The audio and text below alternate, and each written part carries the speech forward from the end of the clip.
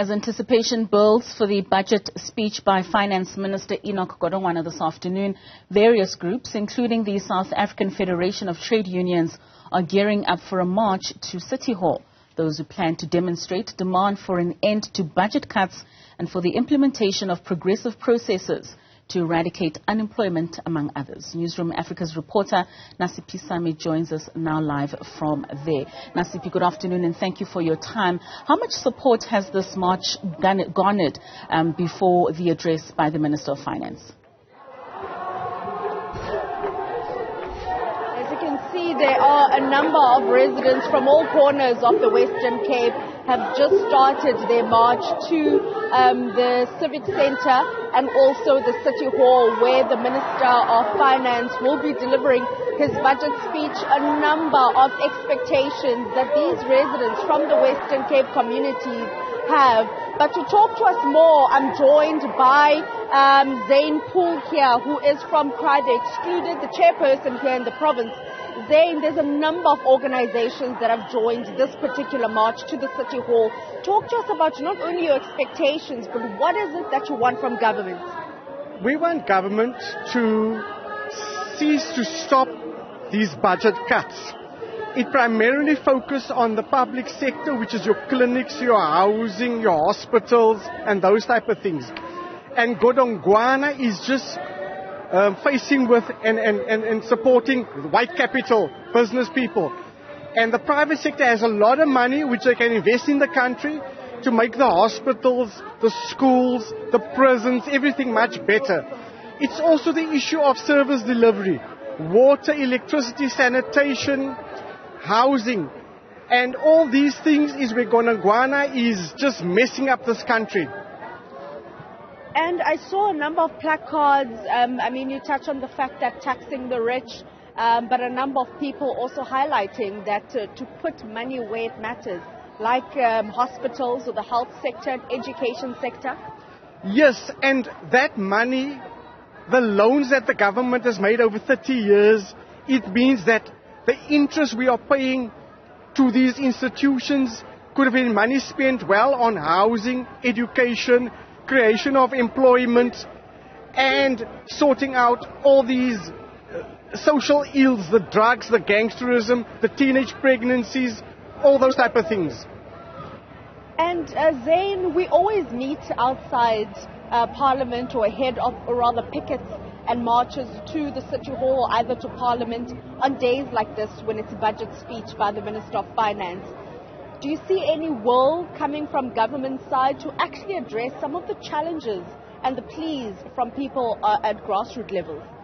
No, government has made a decision 30 years ago not to address the social ills of South Africa. The issue of inequality has increased from 1994 up till this point now. South Africa's debt, owing to other countries at the World Bank and IMF, they predict that it will be 70% of our economy. So things are actually getting worse. Things are getting where it's a crisis point. And basically it's now a catastrophe. And South Africa is in a very bad state. Catastrophe, a bad state. But if you could describe, to us what it looks like to be an ordinary South African, if you're saying that we are in a crisis point. An ordinary South African, there are two types of ordinary South Africans in South Africa.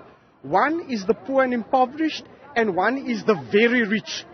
And for us, especially our women in the impoverished sector, it's terrible. The issue of dignity, a woman going to a toilet, a pit latrine toilet, a woman not able to bath or shower or things like that. It speaks to dignity. And this austerity is affecting the dignity of South Africans. You cannot be a proud South African. What can be done? Obviously, it's not just on the shoulders of the Minister of Finance. Yes, what can be done? The governing party must make a decision to tax the rich. 1% of the wealthiest people will be able to have the basic income grant implemented of 1,500 rand. And it will sort out the schools. It will sort out everything. But the government does not have the political will. It is their ideology to drive South Africa into the ground. So what can people do, Zain, if you're saying that government does not have the political will and that you're not really expecting much from today's speech? So what we must do, you find sporadic actions all over the show. It is where we need to build and coordinate all these actions into one massive action. And if you look at the Arab Spring, the Sri Lanka situation, the Argentina situation, where the population overthrew the government by peaceful means, né? And it's how we mobilize and build this alternative to the neoliberal policies of the government. And from the organization Cry the Excluded, Zain, what is the sentiment coming from them? Are they angry? Are they destitute? People are angry because they are destitute. They cannot see any light at the end of the tunnel. And the issue is, why must one